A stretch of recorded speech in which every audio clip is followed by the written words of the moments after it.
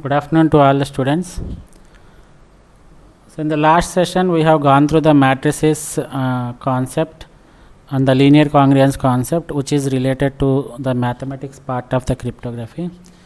So, in today's session, also we are going to discuss the mathematics that is used for the cryptography, and in this session, we are going to discuss the algebraic structure. Right.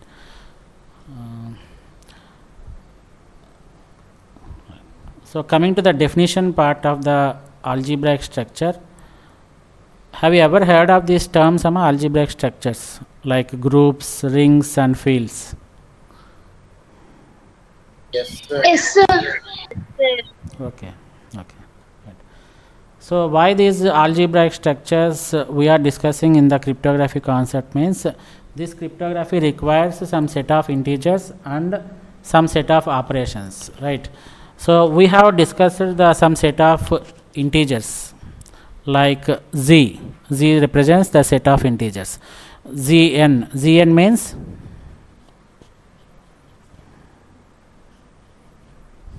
Set of least residues.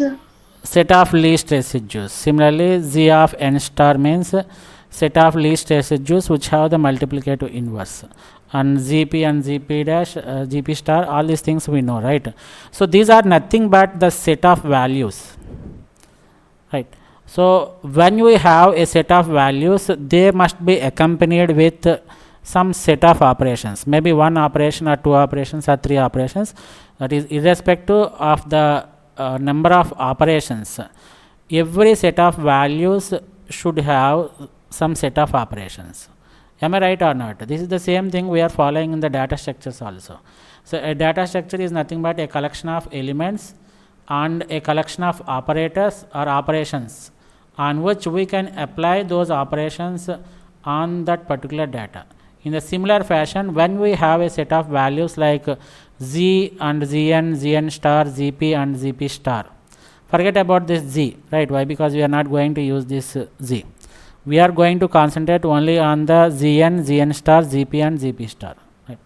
So, when we have this set of values, they should be accompanied with some set of operations, and when we combine this set of values and the set of operations, we call them as the algebraic structure. It is something similar to that of the data structure definition what we have studied in the data structure subject also.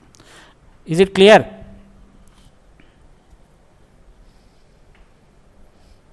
Yes, sir. Right. So, we are concentrating here on a set of values like zn, zn star, zp and zp star, and some set of operations which we are going to discuss in the coming slides. We commonly call it as the algebraic structure. Right. So, some of the common algebraic structures which we are going to discuss are the groups, rings and fields. Let us see what a group is. Almost all the algebraic structures have the same definitions, except they vary in the number of operations, or they may vary in the number of properties it is going to satisfy. We will see what are these properties and what are these operations we have, right? So, coming to our discussion of groups, a group is denoted by a capital letter Z, right? And it is a set of elements. As I told that a group is nothing but an algebraic structure, and the algebraic structure is a combination of set of elements as well as the set of operations, right? So, in this group G, which is denoted by capital G, is a set of elements. It can be Zn or Zn star or Zp or Zp star. Not only these elements, not only these set of elements like Zn, Zn star, Zp and Zp star, we may also have some list of elements like A, B, C, D, or some list of functions, or some list of relations can be there, right? So, it is not mandatory that you should always consider the Zn, Zn star, Zp and Zp star. You can take your own set of values and you can apply your own operation also. That can also be treated as a group, but in order to call it as a group, so a G group can be represented as a set of values as well as the set of operations. when you want to call this G as a group, it should satisfy some properties. These are very important properties regarding this linear algebra, right? So most probably we'll have around 6 properties, out of which we are going to study here only 5 properties, right? Is it clear up to this point? So when you want to call a G, first of all, a G consists of a set of values and set of operations. And whenever you want to call this G as a group, it should satisfy 4 properties. Those 4 properties are the closure property. Listen carefully. The closure property, and the second property it should satisfy is the associative property. The third property is the identity, which we can call it as the existence of the identity, and the fourth property is the existence of inverse property, right? So let us closely look at these, what these properties of the linear algebra are. So what do you mean by closure property? Closure property means whenever you perform the operation on any values that belongs to the set of elements, the resultant value should also present in the same set, right? For example, if I take the value Z6, Z6 is the set of elements. So what are the values I have here? 0, 1, 2, 3, 4, 5, sir. 0, 1, 2, 3, 4 and 4 and 5. you take any 2 values, for example 1 and 2. So 1, you take a plus operation, 1 plus 2 mod 6. So what is 1 plus 2 mod 6? It is 3 mod 3, sir. What is the result here? 3, sir. 3. So the remainder is 3. And now you check the result 3 whether it is present, whether it belongs to this group or not. Is 3 present in Z6 or not?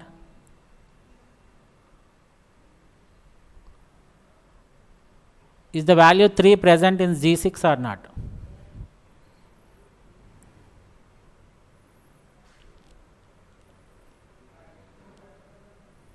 Yes, sir.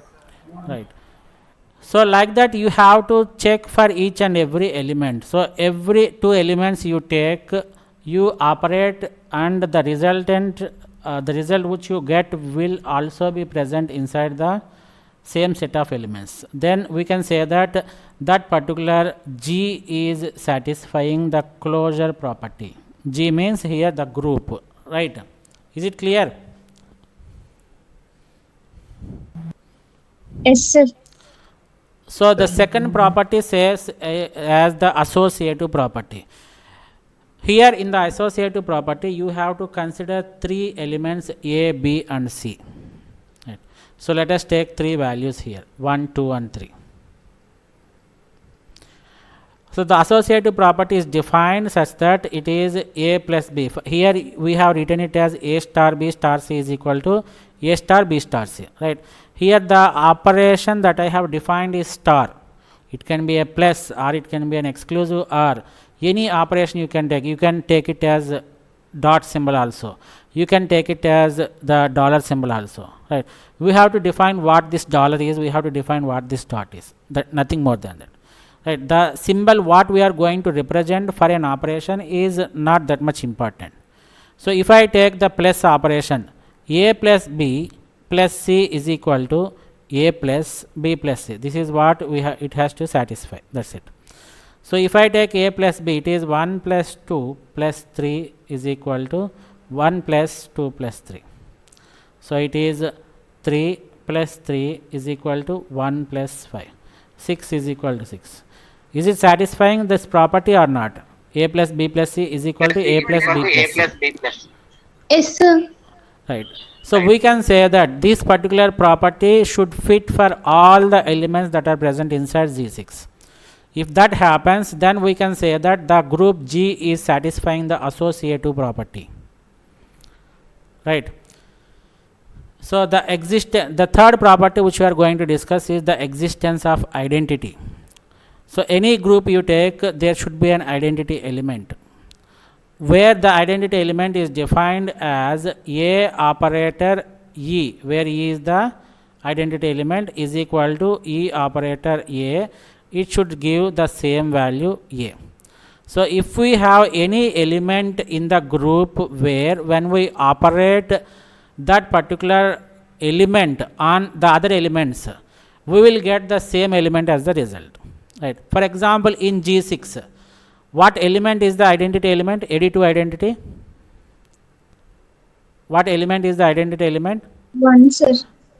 It's not 1, it is 0, right? 1 for star operation and 0 for plus operation. So in our example, let us consider the operation is plus, right? So we have Z6 is equal to 0, 1, 2, 3, 4 and 5. So if I take this 1 as the identity element, therefore E is equal to 0. Now you take any other element, 1 plus 0, what is the value we have? 1. 2 plus 0, we have 2. 3 plus 0, we have 3. Like that 4 plus 0, it is 4. Similarly 5 plus 0 is equal to 5. That means when you add the identity element to an element, the result will be the same element. So if such element exists, then we say that G is having an identity element and we are representing it with small e. Is it clear up to this point? Yes, sir. So 0 represents the identity element when we are considering the plus operation.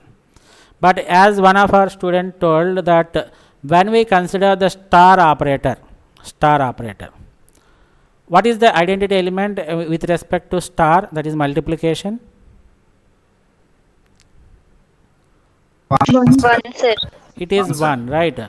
So 1 star 1 is equal to 1, 1 star 2 is equal to 2, 1 star 3 is equal to 3, 1 star 0 is equal to 0. So when you multiply this 1 with the remaining elements, the resultant set what you get is the same element A. So that element we call it as the identity element, and if at least one element exists in the set of elements, then we can call that G, the group G is satisfying the existence of the identity property. Is it clear up to this point?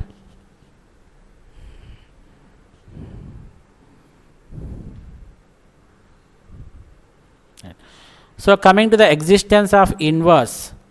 So for every element A in group G, there exists an element A dash called the inverse element such that for inverse this property should satisfy. A star A dash is equal to identity element, right? Similarly A star A dash star A is equal to A. So these two properties satisfies, then we say that the elements are having the inverses, right? Is it clear up to this point? Yes, sir. Yes, sir. So we can call a set and a operation combinedly called as a group if it satisfies these four properties: closure, associative, existence of identity and existence of inverse. And we have other property which we are calling it as the commutative property. So according to the commutative property, this equation should be satisfied, that is A star B is equal to B star A. For example, if I take 1 plus 2 is equal to 3, if you reverse it, 2 plus 1 is equal to 3. So is it satisfying the commutative property or not?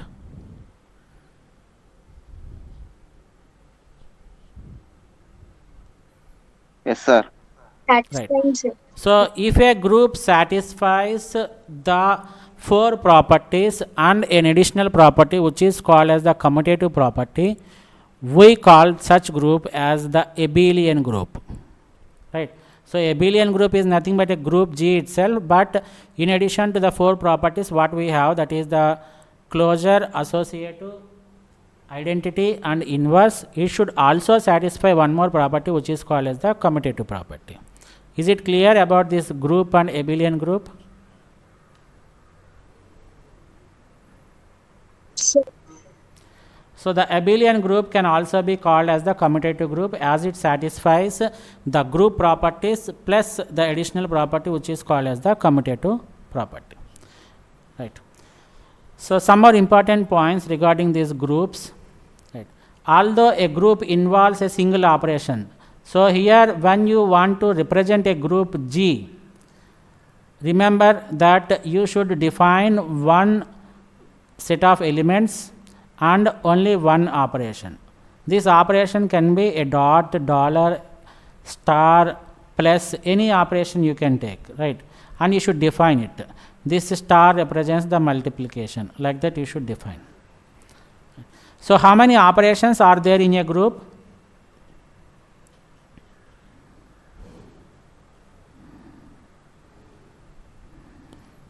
How many operations are there in a group? One operation, sir. Only one operation. That is very important point.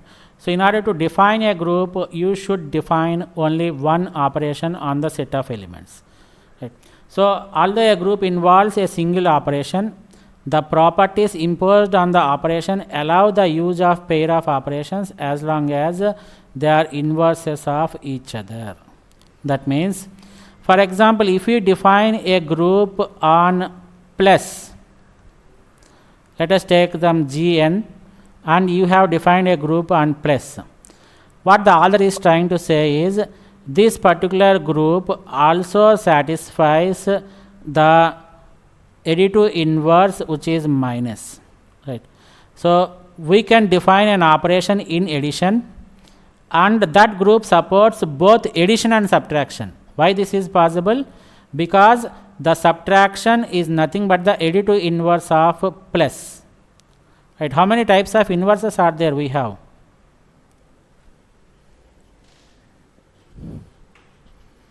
How many types of inverses are there? Two types. Two types. What are they? Additive inverse and multiplicative. Additive inverse, multiplicative inverse. Super. Additive inverse and multiplicative inverse. So additive inverse is nothing but we will add minus, and multiplicative inverse is we will do some operations by we will get 1 by something like that, right? So we have these two types of inverses.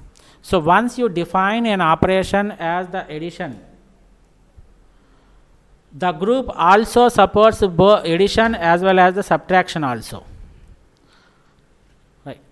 Why? Because the subtraction is the additive inverse. So it also supports, any group that supports one operation also supports other group of elements or other operation also, if they are either the additive inverse or the multiplicative inverse, right? So if you take another example, if you define an operation as multiplication, that group supports both multiplication as well as the division also. Why? Because division is multiplication using the multiplicative inverse. So in the previous case we are taking the additive inverse, and in the second case we are taking the multiplicative inverse. So the point here you have to remember is, even though you define a group which involves a single operation, that group is indirectly you are defining it for the other inverse group also. Inverse group means it can be the additive inverse or it can be the multiplicative inverse. So if you define plus, it is also defined on minus also. If you define something on multiplication, it is defined automatically on the division also, right? Is it clear?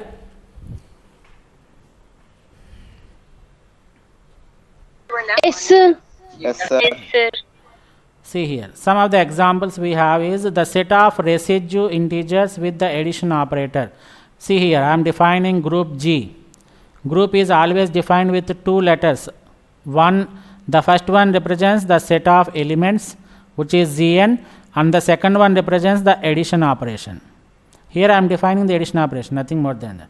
So in a group only one operation should be defined, and this particular group is called as a group only if it satisfies the four properties. What are those four properties? Closure, associative, identity, and inverse, right? So Gn and plus operation is a commutative group. What do you mean by commutative group? What is the other name for commutative group? Abelian group, sir. Group, sir. Super. So abelian group means in addition to the 4 properties, it should also satisfy the commutative property. Similarly, in the second example, we have the residue integers. Residue integers is nothing but it is represented with Zn, right, with a multiplication operator. Now we are changing the operator. Previously we used to have this plus, and now we are having the multiplication operator. So it is also a commutative group. So you take any Zn and you take the multiplication operator, it satisfies all the 5 properties. Therefore, a group of residue integers with either the addition or multiplication operator, we call it as the abelian group. Right? Is it clear? You are Yes, now sir. unmuted. Yes, sir. So one more important point is, although a group is defined on set of numbers, we can also define it with any set of objects and an operation that satisfies the properties. Previously also I told that there is no restriction, that you always consider the Zn, Zn star, Zp, Zp star. You can take your own set of elements. Here my own set of elements is A, B, C and D. And what is the operation I have defined here? Dot. So you should define some tables such that it satisfies all the 5 properties in order to call this G as the abelian group. Right. So we call it as the operation table. You should define some operation table in order to make this set of 4 elements along with the dot operator as an abelian group. Right. And as I told that it's not only related to Zn, Zn star, Zp, Zp star and ABCD. So it also represents a group of elements which can be either the numbers or objects. There can be the rules, mappings, functions or even any actions also. Anything you can take and you can define your own operation tables, and then if they satisfy the properties, based upon the number of properties it is going to satisfy, we can either call it as a group or an abelian group. Right. So here are some of the very good examples of the finite groups. Some more terminology that is related to the groups. Right. Finite group. The first one is finite group. As the name itself says that it is a group, that means it should satisfy the 4 properties, and the number of elements in the group is finite in nature. Right. So a group is called a finite group if the set has a finite number of elements. So whatever set you are defining, right, for example, let me define the group like this: Z is equal to Z10 comma star. Is it a finite group or infinite group?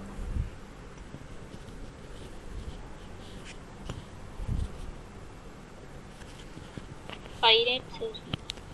It is a finite group. Why? Because the number of elements in Z10 consists of only the elements 0, 1, 2 and so on up to 9.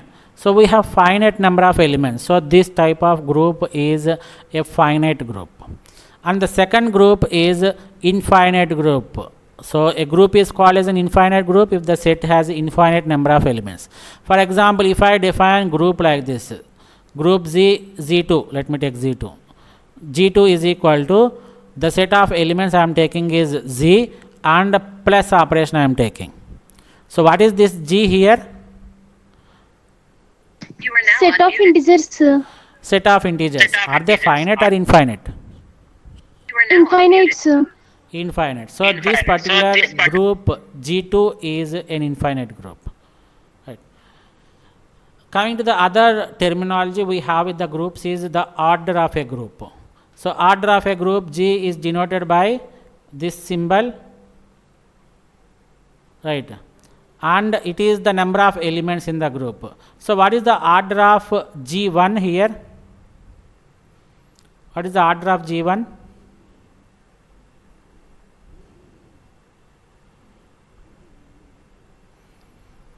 G1 is defined on what set? You are now unmuted. Infinite group, sir. G1 Amma. I'm asking about G1, it's not G2. You are now unmuted. This one. Finite set, sir. It is defined on G10, right? So how many elements are there in G10? You are now 10, unmuted. sir. 10 elements, right? So the order of group G1, which is denoted by this one, is equal to 10. Do you understand this concept? It's a simple thing where you will calculate the number of elements in the group. That's it. Right? So if I define another group G3 is equal to Z26 comma star. Now tell me, what is the order of G3? You are now 26, sir. 26. Super, right? Super. So the order of G3 is 26, which represents the number of elements that are present in the set, which we are defining it for that particular group. And the next terminology is the subgroup. We know what this subgroup is. So it should be derived from a group. That means it should satisfy all the 4 properties that a group satisfies, but the number of elements which you are taking will be less than the group. That's it. Right. So a subset H of a group G is a subgroup of G if H itself is a group with respect to the operation on G. So we have a group G and we define a subgroup H such that the set of elements that are present inside this H will be a subset of the elements which are present inside this G. That's it. But the same operation should be done, right? For example, if I take Z10 comma star, let me take G is equal to Z10 comma star. So what is the operation that is should define for the subgroup?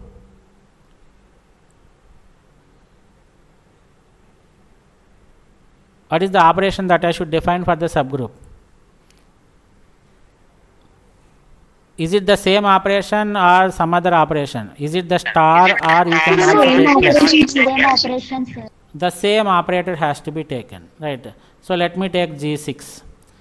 So here you can see that G is defined on G10 with star as the operation and H is defined on G6, which is defined on star operator. So both the operation, the group and the subgroup, they are defined on the same operator. But the number of elements that are considered for the subgroup are less than the number of elements that are considered for the group. Is it clear up to this point?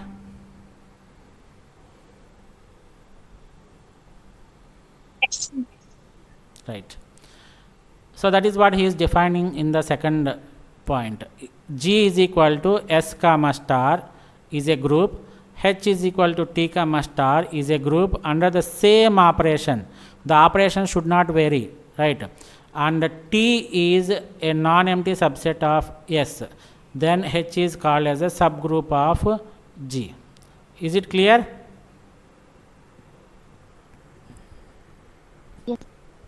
Yes, sir.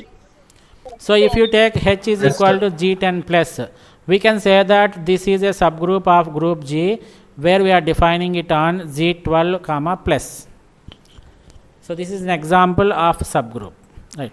And the next terminology that we have is the cyclic subgroup. What do you mean by cyclic subgroup? Right. So it is also a subgroup. We know that we are defining something additional to the subgroups. Therefore, first of all, you have to know what this subgroup is. So I know subgroup, what a subgroup is. And now I have to define what this cyclic subgroup is. So cyclic means something like we have these iterations or rotations or the same operation has to be performed. That is called as a cyclic. So if a subgroup of a group can be generated using the power of an element. So the power of an element is nothing but, for example, if I define the operation as plus, a power n is equal to a plus a plus a plus and so on up to n. A cube is equal to a plus a plus a. This is the power, right? So if the subgroup is generated as the power of an element from a group G, then the subgroup is called as the cyclic subgroup. Is it clear? We'll see with an example, don't worry.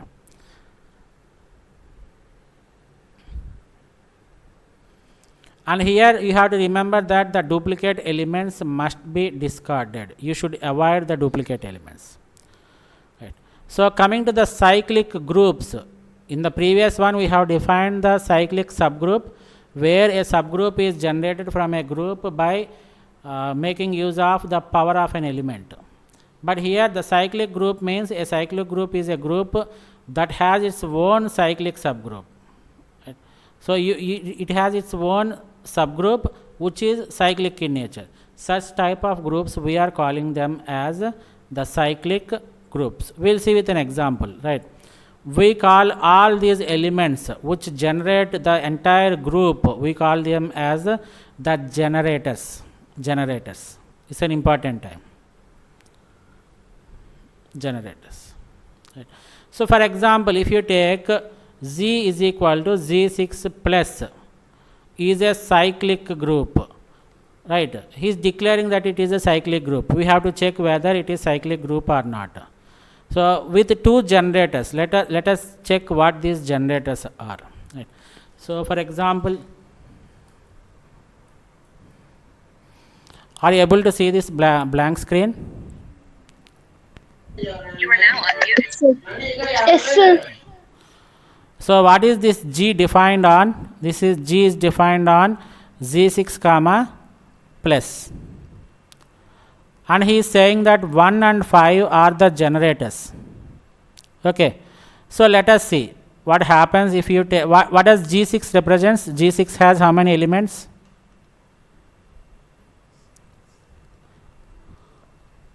You are now. Is this correct or not? Yes, sir. Yes, sir. So let us take the first element 0, and the first element becomes 0, and Z6 means, what does it mean? You have to go for mod 6 operation. Am I right or not? Yes, sir. So 0 plus 0, what is the result? 0. 0 mod 6. What is 0 mod 6? 0, sir. 0. So you take any other element, it remains as it is, right? Now you take, don't get confused with this one, you will get the clarity after listening to this one. If you take the element 1, so the first element is 1. What is the second element?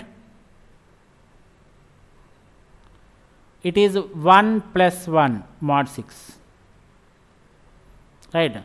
It is 2 mod 6. What is 2 mod 6? 2, sir. 2, sir. 2. And the next element you have to consider is 2 plus 1 mod 6. Otherwise you can say it as 1 plus 1 plus 1 mod 6. So what is 1 plus 1 plus 1 mod 6? It is 3 mod 6. What is that I will get here? 3. What is the next element?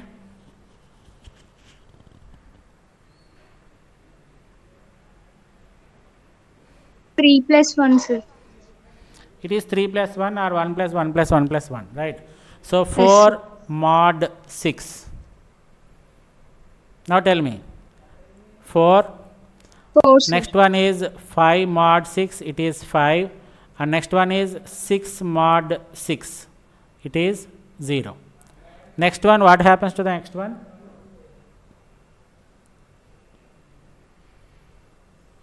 Seven mod 6. Am I right or not?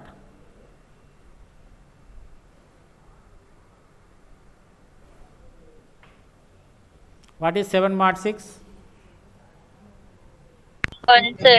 1, sir. 1. But again, this set already consists of 1. What is the other number? 8 mod 6. 8 mod 6 is 2. 2, sir. 9 mod 6, 3. 10 mod 6, 4. So like that you take any number, it is retaining its value within this set only. 0, 1, 2, 3, 4, 5, 6. 4, 5, not 6, right? Let us take the other element, 2. So since it is 2, first I will take 2. And what is that I have to add? Why I am taking this plus only? Anybody?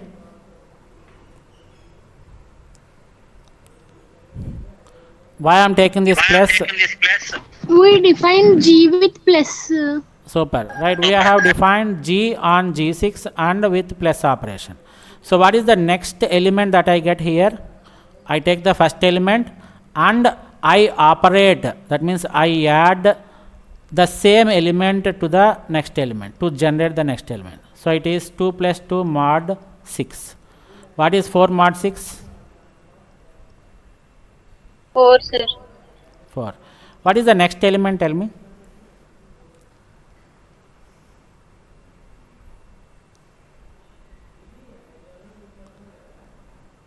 Next element means nothing but power, right? 2 cube you have to write, that is nothing but 2 plus 2 plus 2. It is not 2 cube, not in the sense 2 star 2 star 2. Here the operation that I have defined is plus. Therefore, you have to take it as 2 plus 2 plus 2. So, what is this value here? I have 6 mod 6, which is equal to 0. What is the next element? 8 mod 6, sir. Super, right? It is 8 mod 6. What is 8 mod 6? 2. 2, sir. But this is already present in the set. So, forget about this. Right? Like this. Now, let us take 3. What is the first element? It is 3. What is the second element? 3 plus 3, sir. Please, you are now unmuted. Super. 3 plus 3 mod 6. It is equal to 6 mod 6, which is equal to 0. What is the next element? 3 plus 3 plus 3 mod 6, which is 9 mod 6. Am I right or not? 9 mod 6 is 3. Again, Yes, you will sir. get the same thing. Now, the next element, 4. The first element is 4. What is the second element? 4 plus 4 mod 6. 4 plus 4 plus 4 mod 6. 8 mod 6. What is the value? 2. 2, sir. Third element, You are 12 now mod unmuted. 6. 12 mod 6, sir. 0. So, once you get 0, you can stop it here. Thereby, you can understand that the complete sequence is completed. Right. Now, coming to 5. Since it is 5, I take the first element as 5. What is the second element? You are 10 now mod unmuted. 6, sir. 5 plus 5 mod 6. What is the value? 10 mod 6. 4. Am I right or not? What is the third element? sir. 15 mod 6, sir. 15 mod 15 mod 6. What is the value? 3, sir. 3. You are now Fourth element, 20 mod 6. 2, sir. Fifth element, 24 mod 6. It's not 24, I think. 25 mod 6. 25 mod 1, sir. 1. Sixth element, 30 mod 6. 0, sir. 0. Right. See here. Now coming to again the definition of the cyclic group. So, cyclic group is defined such that it is a group where some of the elements that is present inside the set will generate the same group again or the same set of elements again. So, if you consider 0, how many elements it is generating? Only one element, right?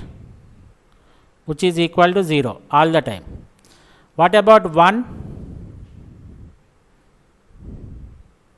How many elements it is generating? 5 elements, sir. 5 elements. 6 elements. It's not 5, 6, right? 0, 1, 2, 3, 4 and 5. And what about 2? How many elements it is generating? 3, sir. 3.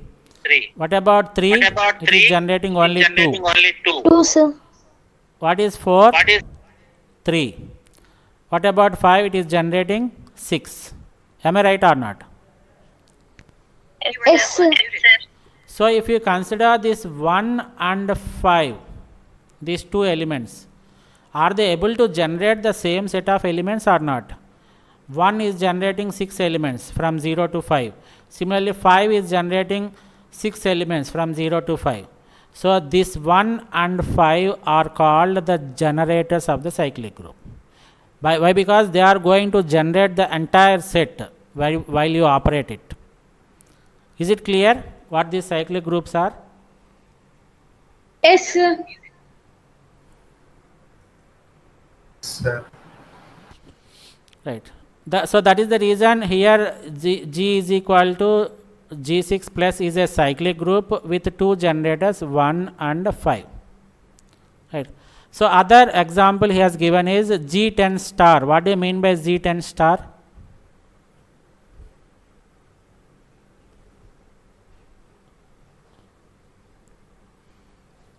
What do you mean by G10 star?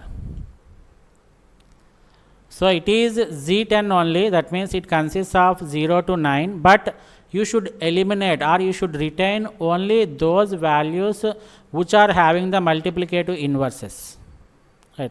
So you try this example and you have to identify whether it is a cyclic group or not, and if the cyclic group exists, what are the generators. I am giving the answer here also, but you should understand what this Z10 star is. What are the elements of Z10 star? Can anybody tell me what are the elements of Z10 star?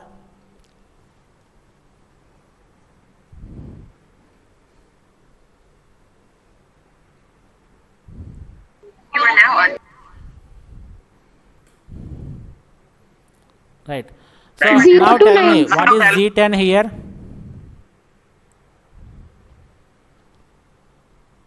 What is 0 Z10? to 9, sir.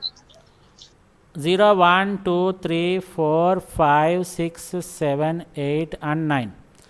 How do you identify Z10 star? You should, this set consists of only the elements that has the inverses for these elements. So does 0 has inverse, multiplicative inverse? How do you identify whether it has a multiplicative inverse or not? In the morning session I told, right? GCD of GCD 0, of n, comma comma 10. a is equal to 1. What is GCD of 0, comma 10? Is it 1 or not?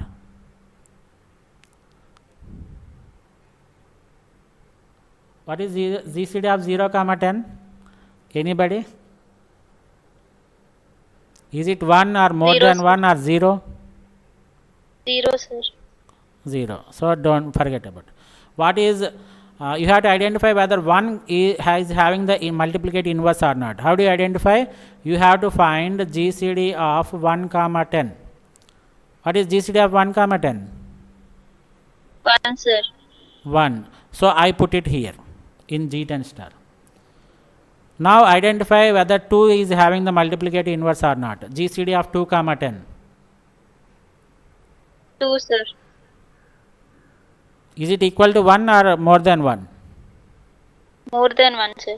More than 1. So ignore it. So this does not consist of multiplicative inverse. What about 3? 1, sir. Super. So I add this here. What about 4? More than 1, sir. More than 1. Ignore. 5? More than 1, sir. Ignore. 6? More than 1, sir. Ignore. 7? 1, sir. Super. 8? More than 1, sir. 9? 1, sir. Super. So the Z10 star consists of only 4 elements, that is 1, 3, 7, 9. Now can you tell me whether it forms a cyclic group or not? You have to identify, right? First of all, you have to try for 1. What is the operation he has defined here? Listen carefully. It is not plus, it is star. Multiplication. So first element I take it as 1. What is the second element? What is the second element?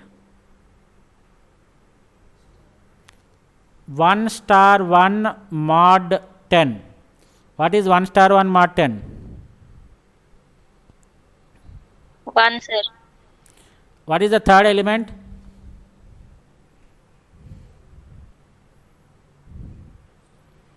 What is the third element, Amma? 1 star 1 mod 10. Yeah, you have to raise the power by 3. That means it is 1 star 1 mod 10, which is equal to 1 only, right? So since you have to avoid the duplicates, it consists of only one element, that is 1. Now the second element 3. Tell me what are the elements that it covers. The first element is 3 mod 10, which is 3. Okay. Second element is 3 mod 3 mod 10, sir. 3 star 3 3 mod star 10. 3.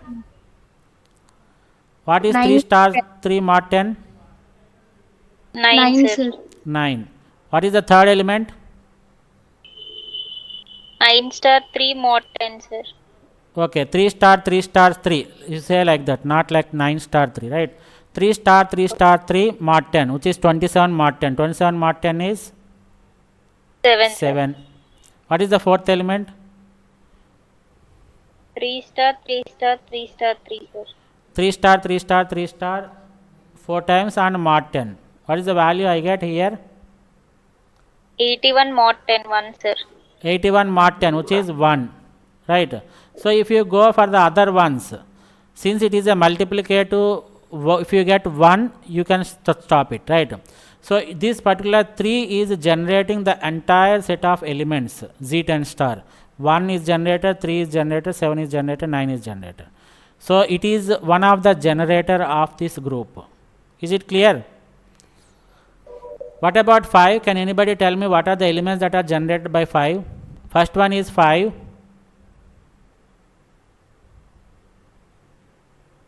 Second one? 5 star 5 mod 10, sir. 5 star 5 mod 10. What is the value? It is 5, right? What is the third value? 5 star 5 star 5. 125 mod 10. It is again 5. Since you can neglect the duplicates, it's 1. What about 7? First one is 7. 7. Second one is 49 mod 7.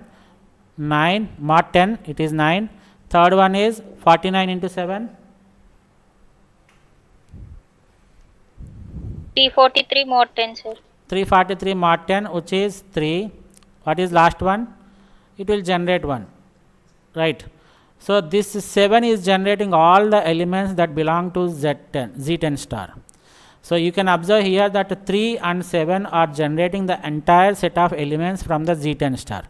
Therefore this 3 and 7, we call them as the generators of this group G, right? Clear?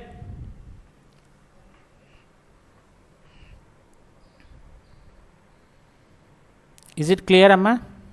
Yes, sir. Yes, sir. Right. Yes, sir.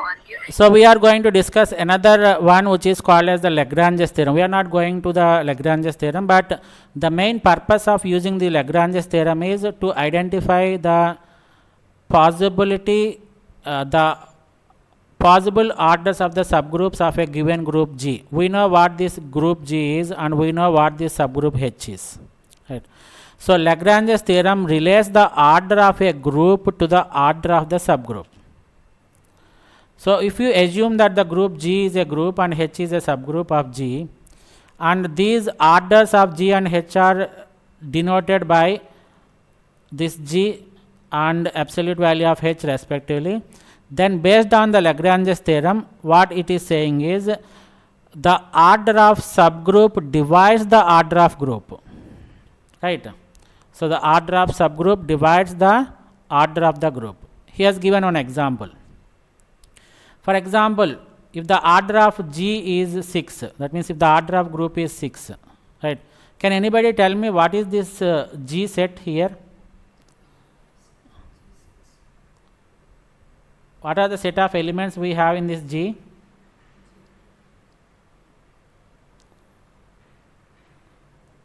I am saying that the order of G is 6, right? What can be the possible value of this set of values?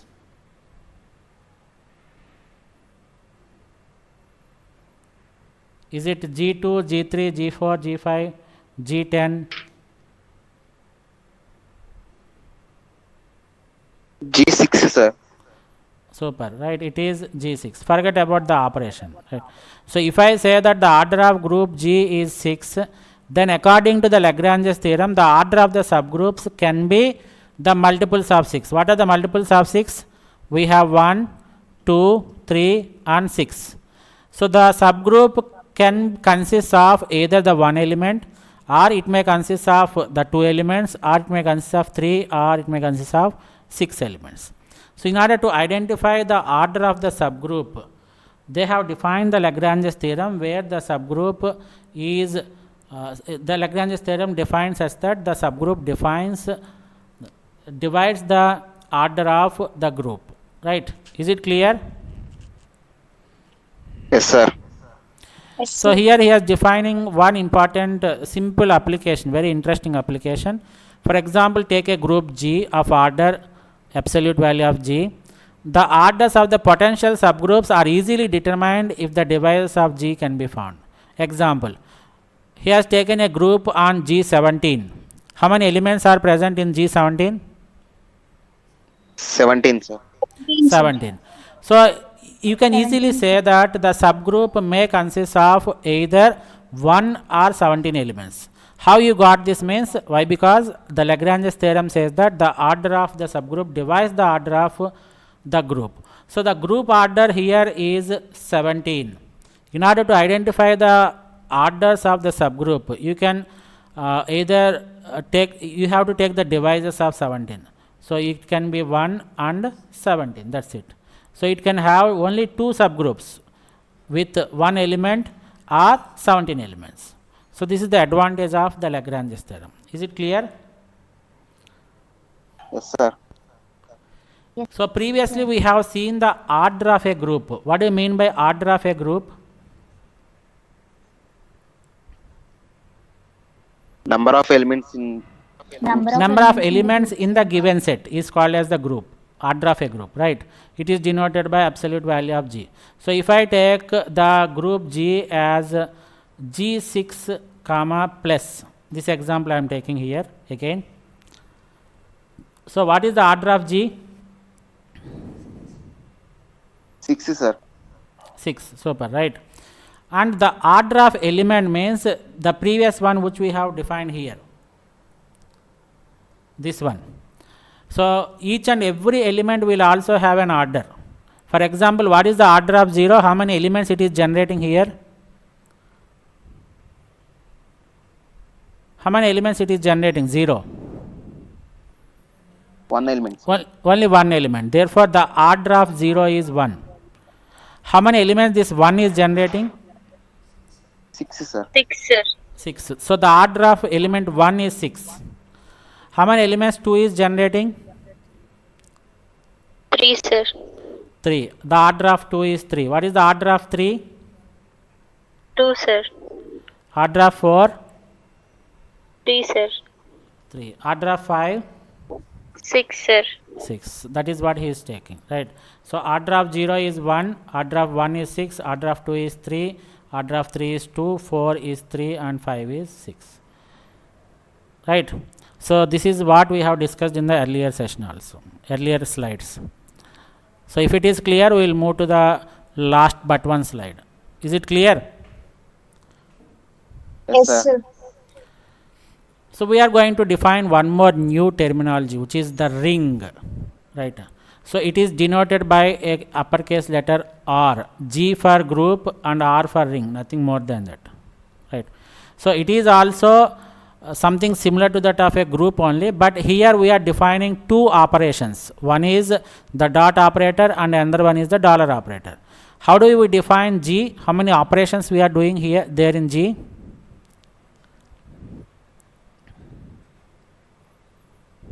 One operation, sir. Only one operator. But how do you define ring? We have 2 operations. That's it. Is it clear? Yes, sir.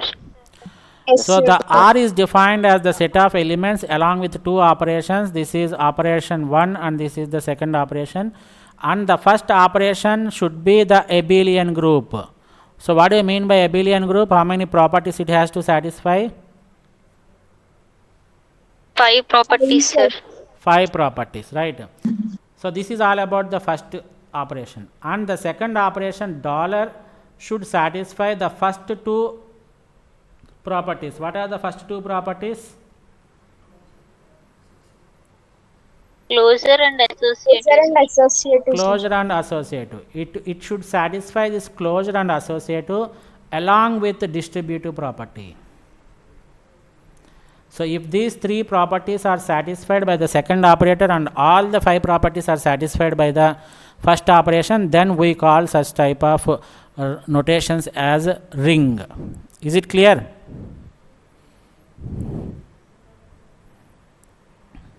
Yes, sir. Yes, sir. So what do you mean by distributive property? Means we take three elements and two operations, the same operations. So a dollar b dot c is defined as a dollar b dot a dollar c. So we are distributing this dollar on this dot operation. So a dollar b dot c is equal to a dollar b dot a dollar c. Or else you can distribute this one also like this, right? So a dot b dollar c is equal to a dollar c dot b dollar c. So this is called as a distributive property. Since you are distributing one operation on another operation, we are calling this as a distributive property. Is it clear?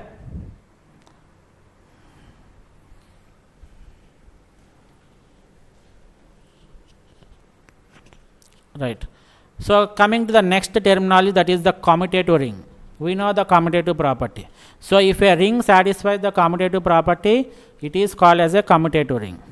We know that already the first operation satisfies the abelian group property. That means it is already satisfying the commutative property. So but coming to the second property, the second operation of the ring, it is satisfying only the closure, associative and distributive.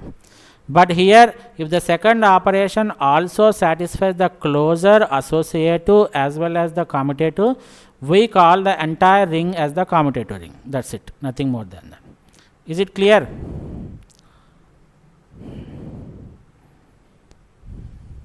Yes, sir. So the ring Yes, sir. R is defined as Z, where Z represents the set of integers, and two operations plus and star is a commutative ring, right?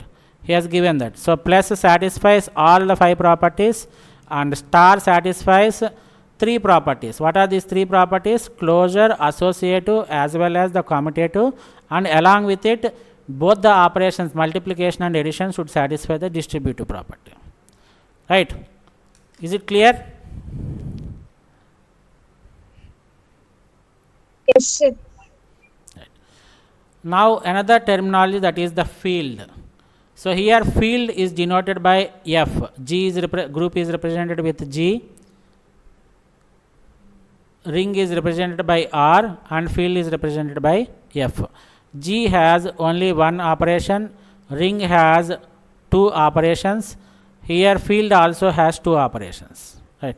So a field denoted by F, which consists of the set of values and 2 operations dot and dollar, is a commutative ring in which the first operation dot should satisfy all properties except identity of the first operation has no inverse.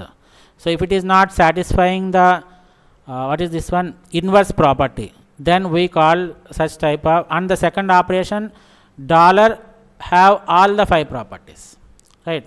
So now we are defining another thing where the second property satisfies the second operation satisfies all the properties, whereas the first operation satisfies all the properties except the identity of property, right? Is it clear?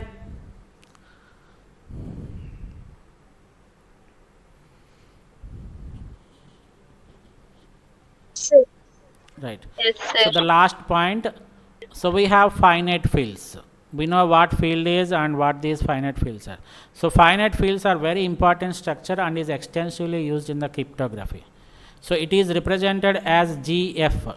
So whenever you come across this term GF, you should understand that you are going to represent the algebraic structure which is called as a field. So what is this G means? It is nothing but Galios. We call it as Galios field, right? So a finite field is a field with a finite number of elements. We know this concept, right? So we have 3 different things. GF of P power n, where GF stands for the Galios field and P represents the prime number and n represents the positive integer. Nothing more than that, right? So a finite fields are usually called as the Galios fields. So the other name for the finite fields is nothing but the Galios fields. Is denoted by GF of P power n, where as I told that P is this P power n is a finite field where P is a prime number and n is a positive integer. So what do you mean by GF of P? It is also a Galileo's field where we have finite number of elements, and here n we are making it as 1, right? We are taking only the prime value. And this is important, GF of 2 power n. So whenever you come across the term GF, you should remind of the term called as Galileo's field. Whenever you remember this Galileo's field, you should remind the term that it is a finite field. So you have limited number of elements. So what is this 2 power n? Why it is 2 power n is represented means, why? Because in computers we are going to work with the bits, right? So one bit can be either 0 or 1. So here we have two different things. So whenever you want to represent something with respect to the computers, right, the computers store the values in terms of n bits, which can be usually to the power of 2 power n, right? It can be 2 square like 4. What is that word you can store here? 8-bit field you can use, or else 16-bit field you can use, or else 64-bit field you can use. So whenever you want to represent something that is related to the computer, or when you are transferring the data in terms of bits, so you will be using this term called as Galileo's field 2 power n, right? So in cryptography we will use all these 4 operations, plus, minus, star and division. And as I told that when we work with computers, the integers are stored in the computer as n-bit words, which is to the power of 2, like 8 bits, 16 bits, 64, etc. Right. So this means the range of integers are from 0 to 2 power n minus 1. Is it clear up to this point?